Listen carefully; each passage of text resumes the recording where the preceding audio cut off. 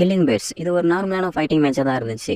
எப்ப அந்த ஃபைட்டர்ஸ்லாம் ஹைபிரிட்ஸா மாறினாங்களோ அப்பல இருந்து இது ஒரு கொடூரமான ஃபைட்டிங் மேட்சா மாறிச்சு. இன்னைக்கு evening killing birds test Royal tournament தொடங்க போகுது. கில்லிங் பேர்ட்ஸ் டெஸ்ட் ராயல்ல பார்ட்டிசிபேட் பண்ண வந்த எல்லாருமே பார்ட்டி என்ஜாய் பண்ணிட்டு இருக்கும் போது நோட்டா மட்டும் இங்க இருக்கிற கூட்டத்தை பார்த்துட்டு கில்லிங் பேர்ட்ஸ் எப்பவுமே இந்த மாதிரி லக்ஸூரியஸான இடத்துல தான் நடக்குமா அப்படின்னு ஹீரோ கேட்க, அப்ப இசினா வந்துட்டு ஆமா மிஸ்டர் நான் மட்டும் ஏன்னா இதான் அந்த அளவுக்கு முக்கியமான ஒரு டோர்னமெண்ட் ஆச்சு அப்படின்னு சொன்னதுக்கு அப்புறமா இனாதான் இங்க வந்திருக்கிற மத்த ஹைபிரிட்ஸ் எல்லாம் பார்த்துட்டு இவங்க எல்லாம் என்னோட ரொம்ப பவர்ஃபுல்லானவங்களாச்சே, இப்ப நான் என்ன பண்றது அப்படின்னு சொல்லிட்டு யோசிச்சு போய்கிட்டு இருக்கும்போது ஒருத்தங்க மேல அடிச்சிடுறா. அதுக்காக சாரி கேட்டுக்கிட்டு இருக்கும்போது ஹீரோ ட்ரிங்க்ஸ் பண்ணிக்கிட்டு அங்க இருக்கிற எல்லாத்தையும் பார்த்துட்டு கில்லிங் பேர்ட்ஸ் இந்த மாதிரி ஒரு இடத்துல நடக்க போகுதுன்னா அப்பனா கன்ஃபார்ம் இந்த மேட்ச் ரொம்ப பயங்கரமா தான் இருக்கும் அப்படின்னு யோசிச்சுட்டு இருக்கும்போது அவனை பாக்குறதுக்காக லியோ அந்த இடத்துக்கு வந்திருக்கான். அவன் இங்க வந்து மிஸ்டர் நோட்டு அப்புறம் அந்த பயங்கரமான ரேட்டல் இந்த தடவை நான் இதுலயுமே பார்ட்டிசிபேட் பண்ணாத காரணத்தினால அவங்களுக்கு நான் வாழ்த்து தெரிவிக்கிறதுக்காக தான் இங்க வந்தேன். அப்ப நான் சொன்னானே ஹீரோ அதுக்கு தேங்க்ஸ் சொல்லிட்டு இருக்கு. ஹிட்டோமியா அவனுக்கு தேங்க்ஸ் சொல்லிட்டு அம்மா நீ யாருன்னு எனக்கு தெரியல அப்படின்னு நான் சொன்னானே. ஹீரோவும் இசினாவும் சொல்றாங்க இவர் தான் அவனோட அப்பன் லியோ, இவர் தான் நீங்க தோக்கடிச்சிங்க அப்படின்னு சொன்னானே. எனக்கு ஏன் இருக்கு இப்பதான் எனக்கு அது ஏன் வருது அப்படின்னு நான் சொல்றா. லியோவும் ட்ரை பண்றான் கண்ட்ரோலா இருக்கணும் அப்படின்ட்டு. நீ என்ன பார்த்து பயந்துதான் சண்டை போடாம இருக்கியா இந்த தடவை அப்படின்னு சொல்லிட்டு ஒருத்தன் லியோவை பார்த்து கேட்க, அவனும் உன்னை பார்த்து ரொம்ப நாள் ஆச்சு அப்படின்னு சொல்றான். இவங்க ரெண்டு பேரும் மீட் பண்ணிக்கிறத மத்தவங்க எல்லாம் பார்த்துட்டு லைனும் டைகரும் மீட் பண்ணிக்கிறாங்க அப்படின்னு சொல்லிட்டு பேசிட்டு இருக்கு. அந்த சீத்தா கேர்ள் வந்து அந்த டைகரை அண்ணாங்கிறா. அவளையோ பார்த்துட்டு என்னுடைய பிரதர் உங்களோட சண்டை போறதுக்காக ரொம்ப ஆசையா இருந்தாரு தெரியுமா அப்படின்னா சொன்னோன்னே லியோ அதுக்கு என்ன மன்னிச்சிருக்கேன், நான் என்னுடைய லெஃப்ட் ஹேண்ட் இப்ப முழுமையா குணமடையாத காரணத்தினால என்னால இதுல கலந்துக்கலாம்னு சொன்னா டைகர் இருந்துட்டு இந்த மாதிரி போய் சொல்லி தப்பிக்கலாம்னு பாக்குறியா அப்படின்னு சொல்லிட்டு அவங்க ரெண்டு பேத்துல முட்டிக்கிற மாதிரி வருது. எரிசா தான் ரெண்டேத்தையும் சண்டை போடாம பாத்துக்கிட்டு இருக்கா. அப்ப ஹிட்டாமி இருந்துட்டு எரிஷா இவன் தான் அவனுடைய பிரதரா, நீ எப்பயுமே அவனை பத்தி தானே பேசிட்டு இருந்த, எனக்கு அவனுடைய பிரதரோட சண்டை போடுறது ரொம்ப ஆசையா இருக்கு அப்படின்னு சொன்னோன்னே எரிசாவும் போய் சொல்றான் இந்த சுச்சுவேஷன்லயே அவனோட சண்டை போட ஆசைப்படுற ரொம்ப டேஞ்சர் அப்படின்னு உனக்கு தெரியுமா தெரியாது அப்படின்னு சொன்னானே. ஹிட்டாமி சொல்றா சண்டை போடுறதுக்கு எதுக்கு டேஞ்சர் தான் சண்டை போட போறோம், யார் ஜெயிக்கிறாங்களோ அவங்களுக்கு பேசு, தோக்குறவங்க சாம வேண்டியதான் அப்படின்னு சொன்னானே. டைகர் இதை பார்த்துட்டு எனக்கு லியோ மட்டும்தான் ஒரு கரெக்டான ஆப்பரண்டா இருந்தான், இப்ப அவனும் இல்லாத காரணத்தினால இந்த மேட்ச் கன்ஃபார்மா நல்லா இருக்காது அப்படின்னு சொல்லிட்டு அவன் கிளம்ப. இப்ப லியோவும் அந்த இடத்துல இருந்து கிளம்பிடுறான். லியோக்காவை பாக்குறான். அவளை பார்த்தோன்னா ஹீரோவுக்கு அவன் சொன்னா அந்த வார்த்தை தான் ஏன் வருது, அவரோட வாழ்க்கையோட நீ விளையாட தயாரா இருக்கியா அப்படின்னு சொல்லி கேட்டுதான். எரிசா ஒரு பொண்ணை வாங்க என்ஜாய் பண்ணலாம் அப்படின்னு சொல்லி கூப்பிடு. அந்த பொண்ணு எனக்கு சின்ன பசங்க நல்லா என்ஜாய் பண்ண ஆசை அப்படின்னு சொன்னானா. எரிசாவும் திரும்பி அவரோட பிரதர் கிட்ட போயிட்டு நம்ம இதுல 3 பேரை தான் பார்ட்டிசிபேட் பண்ண முடியுமா வேற வழி அப்படின்னு கேட்டோன்னே அவனும் அதை சொல்றான் 3 பேர் தான் பார்ட்டிசிபேட் பண்ண முடியும் அப்படின்ட்டு. இப்ப எனக்கு லீவும் இல்லாத காரணத்தினால அந்த மேட்ச் கன்ஃபார்ம் சொல்லவா தான் இருக்கும் அப்படின்னா பேசிக்கிட்டு இருக்கு. எரிசாவும் அப்பனா ஹிட்டாமியை மட்டும் எனக்கு விட்டுருங்க நான் அவளை பாத்துக்கிறேன் அப்படின்னு சொல்ல, அவ பிரதரும் உனக்கு என்ன தோணுதான் இப்பன்னு சொல்றான். இப்ப அந்த இடத்துல மாஸ்டர் ஆஃப் செரமனி நடக்குது. கில்லிங் பேர்ட்ஸ் டெஸ்ட் ராயலோட மேட்சையும் அதோட ரூல்ஸையும் சொல்லிக்கிட்டு இருக்காங்க. இப்ப அந்த ரூல்ஸ் எல்லாம் உங்களுக்கு டைரக்டர் ஜெனரல் ரைச்சி சிட்டர்ஸ் வந்து சொல்லுவாரு அப்படின்னு சொல்றாங்க. இப்ப அவர் வந்து சொல்றாரு டெஸ்ட் ராயல் ஒரு ஈவெண்ட் மாதிரிதான், அதுல நீங்க பார்ட்டிசிபேட் பண்றீங்க, இதுல நீங்க சாகாம இருக்கிறதுக்காக சர்வை பண்றதுக்காக சண்டை போறீங்க, அதனால இந்த டோர்னமெண்ட் நாங்க யாருமே இல்லாத ஒரு தீவுல நடத்துறோம். அது போக உங்களுக்கு தெரியும் இப்ப நம்ம எல்லாருமே அந்த இடத்துக்கு தான் போய்கிட்டு இருக்கோம். அது போக அந்த தீவுல நிறைய இம்ப்ரூவ்மெண்ட் பண்ணிருக்கோம், அதுவும் இந்த மேட்சுக்காக. இதுல ஹைபிரிட்ஸ் மட்டும்தான், அதாவது ஃபைட்டர்ஸ் மட்டும்தான் இதுல அந்த தீவுகளை இறங்கி அவங்க பார்ட்டிசிபேட் பண்ணணும். பினான்சியர்ஸ் அவங்களுக்கு இன்ஸ்ட்ரக்ஷன் கொடுக்கணும். இது ஒரு ஜஸ்ட் ஒரு செஸ் கேம் மாதிரிதான். இதுல அந்த ஒரு ஸ்கொயருக்குள்ள நிறைய ஆப்போனன்ட்ஸ், அதாவது நிறைய பிளேயர்ஸ் வந்தாங்கன்னா அங்க இருக்கிற எல்லா பிளேயர்ஸுக்கும் சண்டை நடக்கும். அதனால இதுல நாங்க வெற்றியாளரை எப்படி சூஸ் பண்ணுவோம்னா யாரு கடைசி வரைக்கும் உயிரோட இருக்காங்களோ அவங்கதான். ஆனா இதுல ஒரு நிபந்தனை இருக்கு, பிளேயர் அன்கான்சியஸ் ஆனாலோ இல்ல இறந்தாலோ அவங்க இந்த மேட்ச்ல இருந்து எலிமினேட் பண்ணப்படுவாங்க. இப்ப நம்ம அந்த தீவுல தர இறங்க போறதுனால எல்லாரும் தயாராருங்க அப்படின்னு அவங்க சொன்னோன்னா, இப்ப நம்ம ஒரு ஸ்ட்ராட்டஜி மீட்டிங் வைக்கணும் அப்படின்னு சொல்லிட்டு இசனோ எல்லாத்தையும் கூப்பிட்டுக்கிட்டு இருக்கான். அப்பன்னு பார்த்து அந்த இனாபம் மட்டும் காணாம போயிடுறான். இந்த பக்கம் பார்த்தா அவர் ரெஸ்ட் போறதுக்காக வந்திருக்க. உள்ளே பார்த்தா செகண்ட் எபிசோட்ல ஒருத்தன் வந்திருப்பான் லாஸ்ட்ல. அவன் உள்ளே இருந்த ஒரு பொண்ணு கிட்ட தப்பா நடந்த ஒரு மாதிரி அந்த பொண்ணை பண்ணதை இனாப பார்த்தோன்னு அவன் பாத்துறான். பாடுறான் இப்ப புதுசா ஒரு பொண்ணு வேற வந்திருக்காளே, இவளை எப்படி நான் அனுப்ப முடியும், அதனால உன் கூட கொஞ்சம் விளையாட வேண்டியதுதான் அப்படின்னு சொல்லிட்டு அந்த பொண்ணு கிட்ட தப்பா நடந்தது போக அப்ப பின்னாடி 2 பேரும் அனுப்பிட்டு அவங்கள பார்த்தா இனாபோ எனக்கு ஹெல்ப் பண்ணுங்க அப்படின்னு கேக்குறான். ஆனா அவங்க யாரும் ஹெல்ப் பண்ண வரல. அதுக்கு பதிலா அந்த மோசமா நடந்துகிட்ட பேசிக்கிட்டு இருக்காங்க. அப்பதான் நமக்கே தெரியுது இவங்க 3 பேர் தான் ஒரே டீம். இப்ப அவன் டீம்ல ஒருத்தர் இருந்துட்டு இந்த பொண்ணு அந்த இசிட்டோ டீம்ல இருக்கிற லாஸ்ட் டீம் தானே அப்படின்னு அவன் கேட்டானா. என்ன சொல்ற அப்பனா இவதான் நம்ம லிசர்ட பீட் பண்ணதா அப்படின்னு சொன்னோன்னே இனாபோ யோசிச்சு பாக்குறான். லிசர்டா அப்படின்னா இவங்கெல்லாம் சிவிட்டோமோ சைபர்ஸோட டீம் மெம்பர்ஸா, அப்பனா இவங்க எனக்காகத்தான் இங்க வந்திருக்காங்களா என்ன அப்படின்னு யோசிச்சுக்கிட்டு ரொம்ப பயப்பட அந்த இடத்துக்கு கிட்டோமே வந்தோடனே அவகிட்ட போய் ஹெல்ப் கேக்குறா.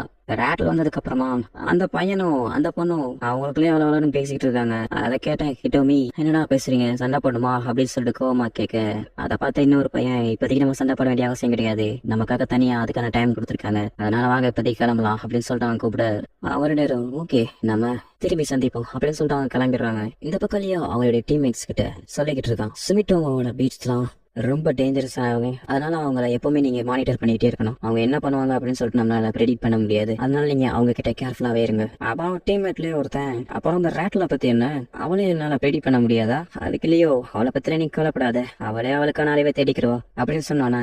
இப்ப அவங்க எல்லாரும் ஓகே நீங்க கொல்லப்படாதீங்க, எங்க ஃபைட்டிங் நாங்க கரெக்டா பண்ணுவோம், இதுல கன்ஃபார்மா நாங்க தான் ஜெயிப்போம், அதுல எந்த ஒரு சந்தேகமும் இல்ல. இப்ப அனௌன்ஸ் பண்றாங்க, நம்ம இப்ப அந்த தீவுக்கு வந்தனால இப்ப மேட்ச் தொடங்க போகுது, அதனால ஃபைட்டர்ஸ் எல்லாரும் தயாரா இருங்க அப்படின்ட்டு.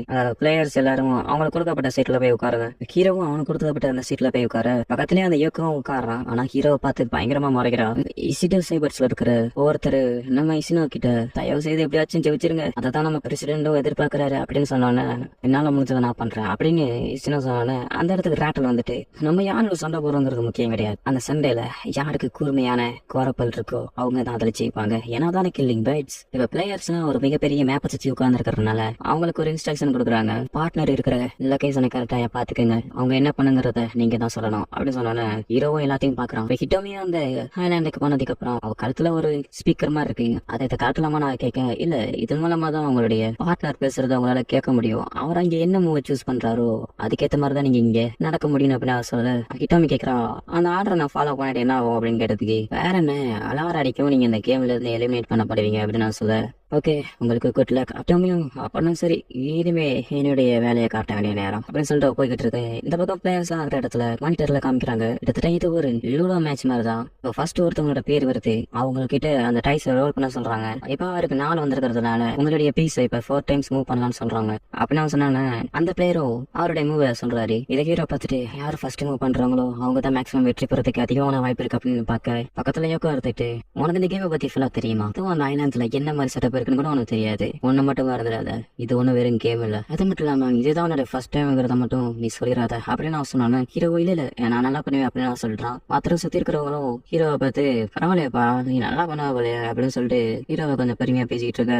இப்ப ஹீரோவோட டைம், ஹீரோவுக்கு 6 விழுந்திருக்கு. பக்கத்துல இருக்கிற யோகோ இவனுக்கு கன்ஃபார்ம் வர மாட்டானுதான், இவனுக்கு அந்த அளவுக்கு எல்லாம் புத்தி கிடையாது, ஃபர்ஸ்டான மூவ் தான் மூவ் பண்ணுவோம் அப்படின்னு அவன் யோசிச்சுக்கிட்டு இருக்க. மத்தவங்களும் ஹீரோ மூவ் பண்ண வேண்டிய மூவை அவங்க ரெடி பண்ணி இப்ப அவன் அந்த 6க்கு கரெக்டான ஒரு மூவ் பண்ணானா அவன் ஜெயிக்கிறதுக்கு நிறைய வாய்ப்பு இருக்கு, ஆனா அதுக்காக வாய்ப்பு இல்லை அப்படின்னு சொல்லிட்டு எல்லாரும் ஹீரோ ரொம்ப மட்டமா பாத்துக்கிட்டு இருக்க.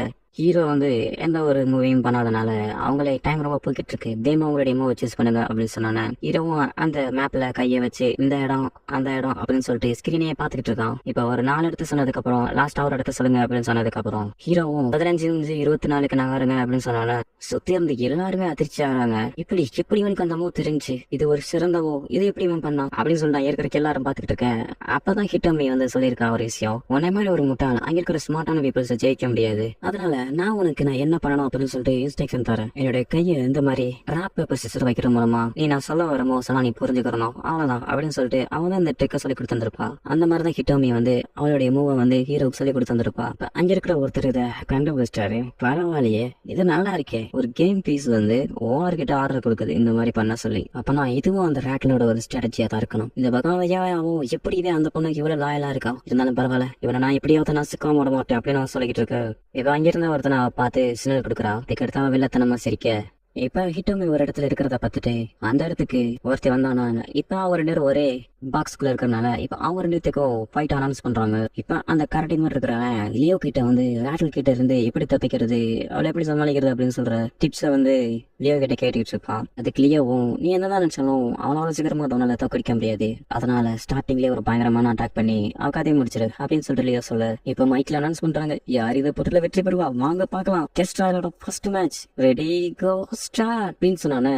ஃபர்ஸ்ட் இடத்துல அந்த காட்டி தான் பயங்கரமா தாக்க போறான், ஆனா ரேட்டல் அசால்ட்டா அவனை ஒரே ஸ்லாஷ் பண்ணி தோக்கடிச்சிடறான். கொஞ்ச நேரத்துக்கு அங்கிருந்த எல்லாருமே சைலண்டா இருக்காங்க. அந்த சைலண்ட்டுக்கு காரணம் ஏன்னா அங்கிருந்த எல்லாரும் வாயப்பழந்து பாத்துட்டு இருந்தாங்க.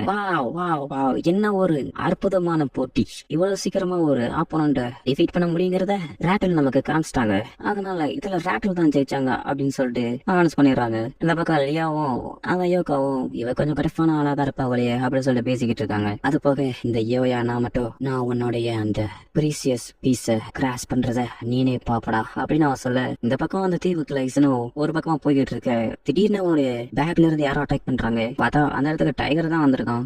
இவ்வளவு சீக்கிரமா மேட்ச் முடியும் நான் நினைச்சு பார்க்கல அப்படின்னு அவன் சொல்லிட்டு இருக்க, எங்க தேவை அவ்வளவு சீக்கிரமா போற அப்படின்னு சொல்லிட்டு நம்ம இசனோவும் மாசம் எந்திரிச்சு நிக்க, ஐசோலேட்டட் டிரான்ஸ்ஃபர்மேஷன் ஆனே அப்படின்னு சொல்லிட்டு அவன் கேட்க, ஆமாண்டா அப்படின்னு அவன் சொல்றான். அப்பனா சரி என்னென்ன நெக்ஸ்ட் அட்டாக் உன் கதையை முடிக்கும் அப்படின்னு அவன் சொல்ல, இசனோவும் ஆல்ரெடி பீஸ்ட் ஃபார்ம்ல இருந்துட்டு எப்படியாச்சும் அவங்ககிட்ட இருந்து தப்பிக்கணும், பட் நான் சேஃப்டியா தான் இருந்தேன், இருந்தாலும் நீ எப்படி என்ன அட்டாக் பண்ண அப்படின்னு சொல்லி யோசிச்சுட்டு இருக்கும்போது மரத்து மேல ஒருத்தர் உட்காந்துருக்கோம். இப்ப இசனோ எப்படி அவங்க எதிர எல்லாத்தையுமே சமாளிப்பார் அப்படிங்கறத நம்ம அடுத்த எபிசோட பார்த்து தான் தெரிஞ்சுக்கணும். Okay guys,